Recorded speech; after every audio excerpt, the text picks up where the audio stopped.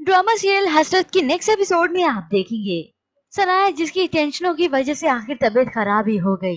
खास तौर पर जब उसे मालूम हुआ कि अरम बाप बनने वाला है फबिया के बच्चे का। उसकी तबीयत खराब होगी, उसे काफी तेज बुखार हो जाता है। तो शुक्र है इस अरम को कुछ तो एहसास हुआ। उसे जैसे ही मालूम हुआ तो सनाया के पास आता है, उसके करीब बैठकर उसके माथे पर हाथ लगाता है। तो इसी वक्त पीछे से आ गई ये फबिया, जो चुपके से देखती है इन दोनों को, और देखते उसे तो बहुत ही हसद होने लगा। उसी वक्त हसद के मारे यहाँ से चली तो गई, मगर जाकर कूदती है कि ये क्या हो गया, अरम फिर से सनाया के करीब ना हो जाए। मगर यहाँ पर सनाया बिल्कुल भी हाथ नहीं लगाने देती अरम को, और कह देती है उसे जब किसी का साथ बोझ लगने लगे तो तन्हाई अपना लेनी चाहिए, जो कभी अकेला नहीं छोड़ती।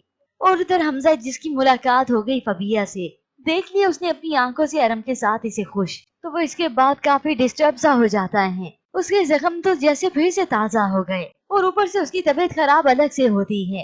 तो यही परीन है जो उसे समझाती है, तुम फबिया को कभी तकलीफ में देखना नहीं चाहोगे, लेकिन उसे भूल तो सकते हो ना। तो नम आंखों से हमजा कह ही देता है, मोहब्बत एक ऐसी बीमारी है जिसका इलाज नामुमकिन है फरीन। तो ये फरीन उसे कायल करेगी जिंदगी में आगे बढ़ने के लिए, वो भी अपने लिए।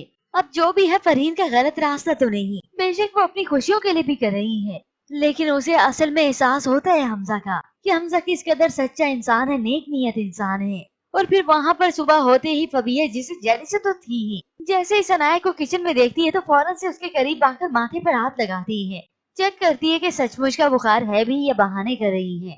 सनाया उसका हाथ हटाती है तो सनाया इस फबिया को सुना ही देती है खड़ी खड़ी, कुछ नहीं मैं बर्दाश्त कर लूंगी। मोहब्बत तो एक गहरा दरिया है, और इसकी गहराई में वही जाता है जिसे तैरना आता हो, लेकिन तुम्हें मैं तैरने नहीं दूंगी। ये सुनकर फबिया को तो और भी जेलसी होने लगती है, और इसे भी दो रुख सुना दिया, जितनी मुश्किलों से मैंने अरम को हासिल किया है ना, उतनी आसानी से मैं छीनने नहीं दूंगी। यूं फबिया अब हर मुमकिन कोशिश करेगी अरम की तवज्जो फिर से अपनी तरफ लाने के लिए, ताकि ये ना हो कि मेरे बने बनाए खेल पर पानी ना फिर जाए। और अरम तो वैसे भी कानों का कच्चा है, माँ जिंदा थी तो कान उसी पे धरता था उसकी बातों पर, और अब जब दूसरी बीवी आ चुकी है और तब भी इसी की बातों पे ही कान धर रहा है।